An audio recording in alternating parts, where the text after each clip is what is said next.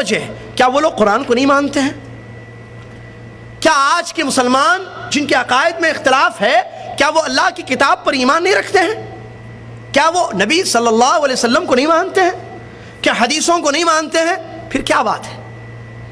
آپ پوچھئے، اٹھائیے کتابیں، اسلام میں نئے فرقے آئے، خوارج آئے، جہمیہ آئے، معتزلہ آئے، اشاعرہ آئے، ماتوریدیہ آئے، یہ فرقے ہیں عقیدے کے باب میں، منہج کے باب میں۔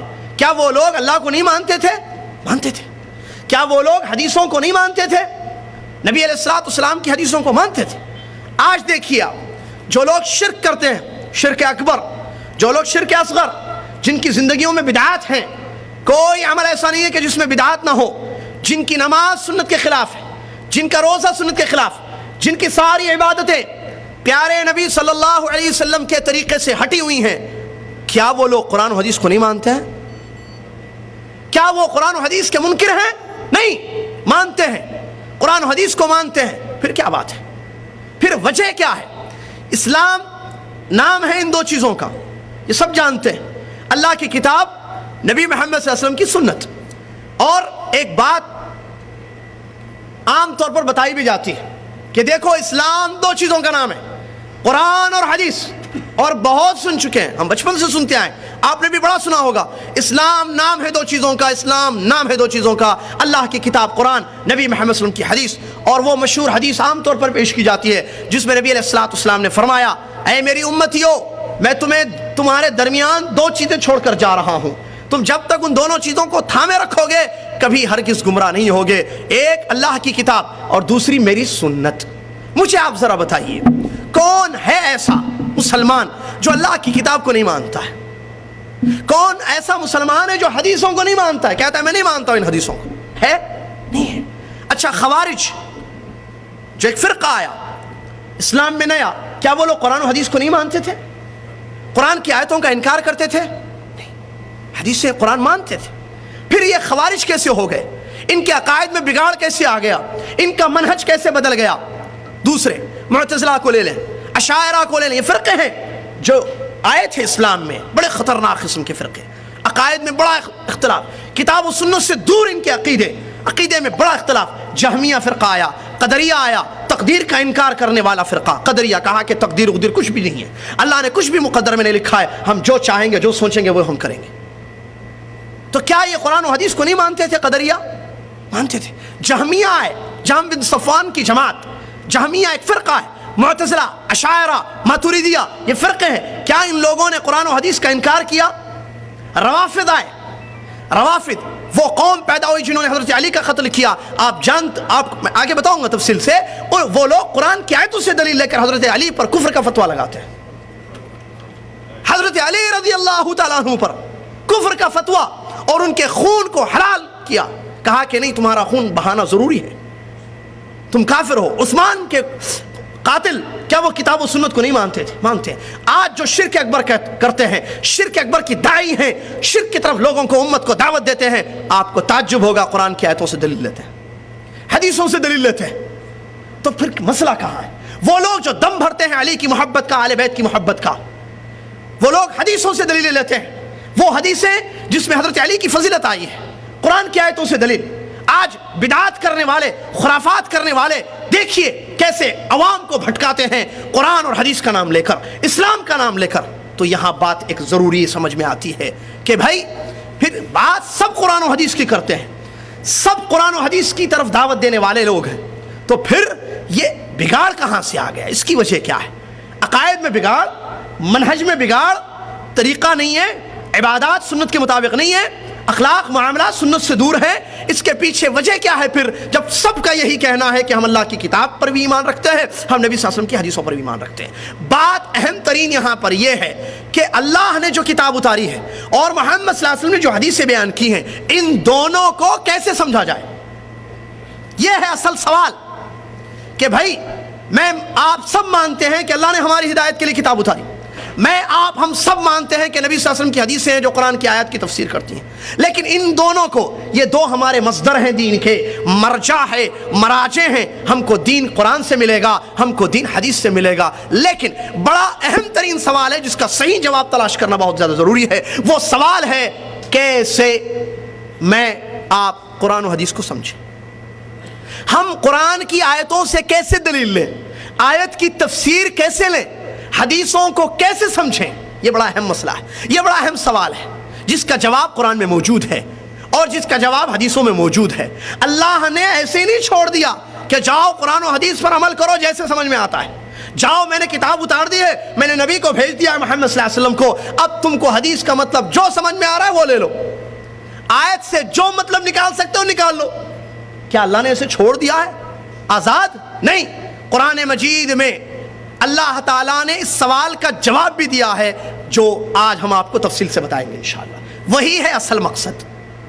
ورنہ جن لوگوں نے اس اللہ تعالیٰ کا وہ جواب، یہ کہ اللہ تعالیٰ نے جو قرآن میں حل بتایا ہے، جو راستہ بتایا ہے کتاب و سنت کو سمجھنے کا، قرآن اور حدیث کا فہم لینے کا، جن لوگوں نے پکڑا جب سے اسلام دنیا میں آیا، صحابہ ہیں پہلے، ٹھیک ہے، تابعین، تبع تابعین، تو آج تک بھی اور قیامت تک ہوں، جس جماعت نے، جن لوگوں نے، جن افراد نے قرآن و حدیث کو ویسے سمجھا جیسے حکم دیا قرآن میں اللہ نے اور نبی صلی اللہ علیہ وسلم نے سمجھنے کے لیے کہا، تو وہ لوگ کامیاب رہے.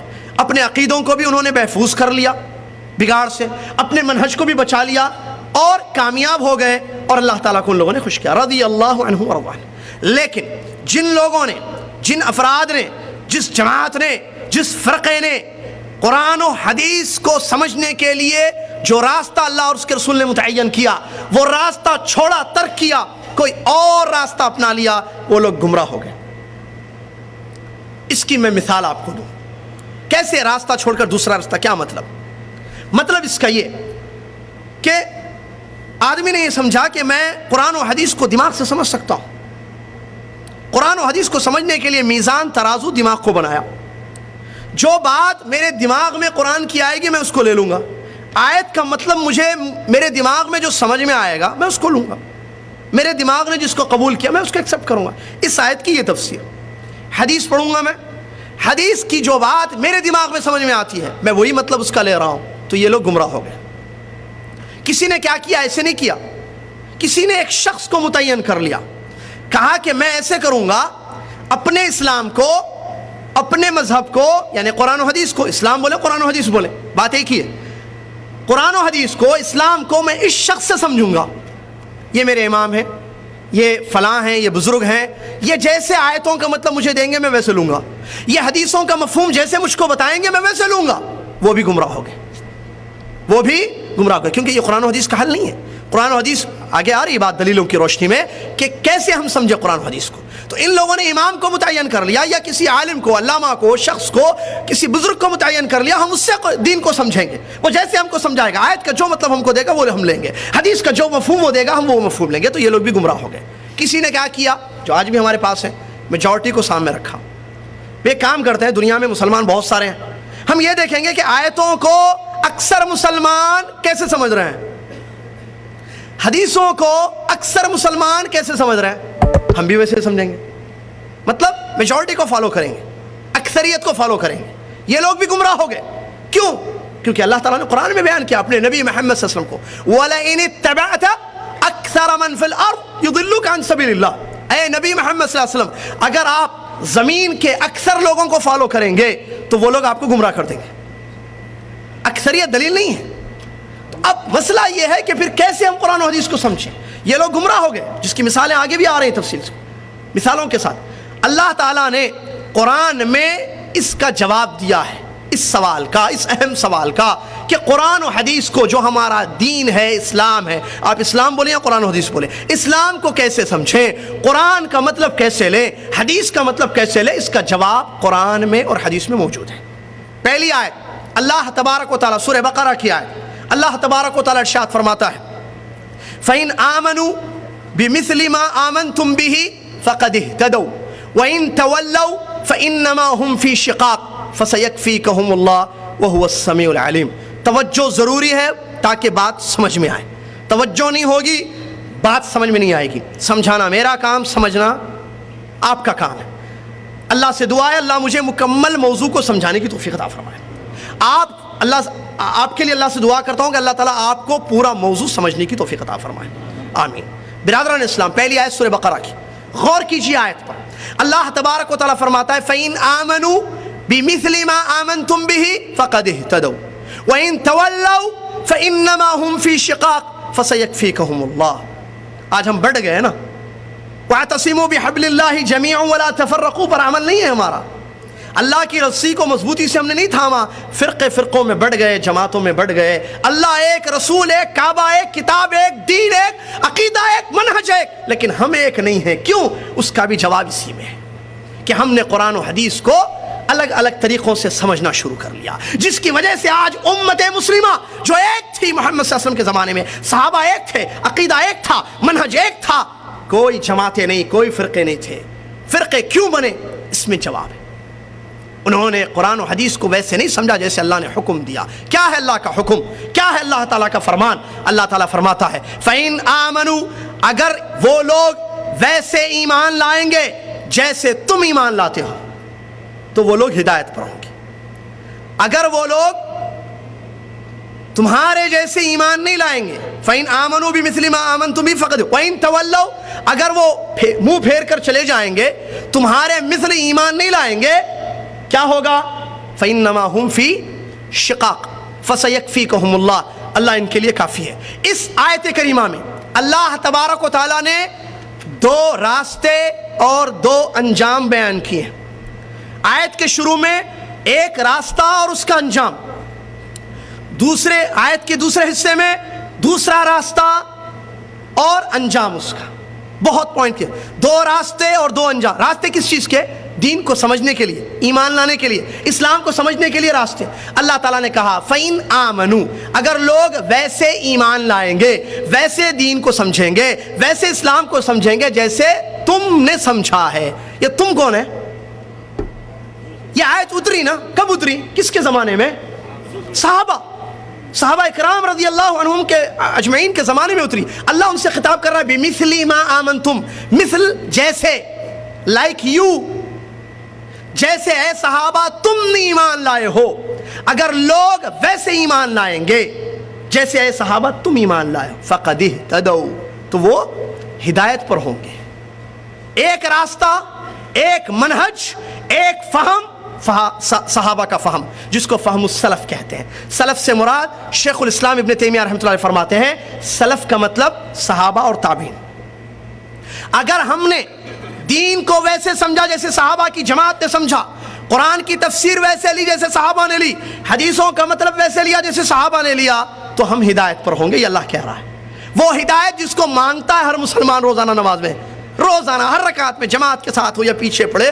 صحیح قول یہ ہے کہ جماعت کے ساتھ امام کے پیچھے بھی وہی پڑھنا ہے، سورہ فاتحہ تنہائی میں بھی پڑھنا ہے، اکیلی نماز بھی ہو. کیا مانگتے ہیں؟ اللہ تعالیٰ کی تعریف اور اس کی بزرگی بیان کرنے کے بعد اہدنا الصراط المستقیم، سیدھا راستہ دکھا اللہ. سیدھے راستے کے لیے یہ منہج اپنانا ضروری ہے، صحابہ کا فہم لینا ضروری ہے، صحابہ کے جیسے دین کو، اسلام کو، کتاب و سنت کو سمجھنا ضروری ہے تاکہ ہدایت ہو. یہ کون کہہ رہا؟ اللہ تعالیٰ سورہ بقرہ کی آیت ہے فَإِنْ آمَنُوا بِمِثْلِ مَا آمَنْتُمْ بِهِ فَقَدِ اهْتَدَوْا. اگر ایمان ویسے ہوگا جیسے تمہارا ہے صحابہ ایمان ہے تو پھر وہ ہدایت پر ہوں گے. اگر راستہ چھوڑا تمہارا صحابہ کا، وَإِنْ تَوَلَّوْا، اگر منہ موڑ کر چلے گئے، راستہ چھوڑا، صحابہ کا فہم چھوڑا، صحابہ کا عقیدہ چھوڑا، قرآن کی تفسیر ویسے نہیں لی جیسے صحابہ نے لی، حدیثوں کو ویسے نہیں سمجھا جیسے صحابہ نے سمجھا، تو کیا ہوگا؟ فَإِنَّمَا هُمْ فِي شِقَاقٍ. اللہ کہتا ہے کوئی شک نہیں ہے کہ وہ پھر جماعتوں میں، ٹولیوں میں، فرقوں میں بٹ جائیں گے. کیا ہے انجام آج؟ دیکھیے دوسرا راستہ کیا ہے. نبی صلی اللہ علیہ وسلم کے صحابہ کو چھوڑ کر کسی اور طریقے سے، یا تو دماغ سے سمجھے، یا تو میجورٹی سے سمجھے، یا تو کسی ایک شخص کو متعین کر کے دین کو سمجھے، کتاب و سنت کو، تو اللہ تعالیٰ اس کا انجام بتا رہا ہے فَإِنَّمَا هُمْ فِي شِقَاقٍ. اس کا انجام یہ ہوگا صحابہ کے عقیدے کو چھوڑنے کا، کتاب و سنت کو صحابہ کے طریقے سے نہیں سمجھیں گے، اس کا انجام یہ ہوگا فَإِنَّمَا هُمْ فِي شِقَاقٍ. ٹولیوں میں، جماعتوں میں، فرقوں میں بٹ جائیں گے. اسلام ایک ہے، کتنی آج جماعتیں، یہ بھی مسلمان، وہ بھی مسلمان، وہ بھی مسلمان. یہ بھی کہتا ہے میں قرآن و حدیث کو ماننے والا، میں اللہ اور اس کے رسول پر ایمان لانے والا، وہ بھی کہتا ہے اس کا عقیدہ الگ ہے، اس کا عقیدہ الگ ہے. یہ کہتا ہے اللہ عرش پر ہے، وہ کہتا ہے اللہ ہر جگہ موجود ہے، وہ کہتا نہیں اللہ صرف پاک جگہ پر رہتا ہے، وہ کہتا نہیں اللہ ہمارے دلوں میں رہتا ہے. کیا ہے ایک اللہ کے بارے میں اتنے عقیدے، منہج صحابہ کا چھوڑا۔ رسول اللہ صلی اللہ علیہ وسلم کے بارے میں دیکھیے الگ الگ، کوئی کہتا حیاتی ہے، کوئی کہتا حیات ہے، کوئی کہتا نہیں وفات پا چکے ہیں قبر میں زندہ ہے، کوئی کہتا قبر میں زندہ ہے، کوئی کہتا نہیں ہر جگہ زندہ ہے، جہاں چاہے آتے رہتے ہیں، جہاں چاہے حاضر ہوتے رہتے ہیں۔ آپ صرف درود پڑھ لیے آ جائیں۔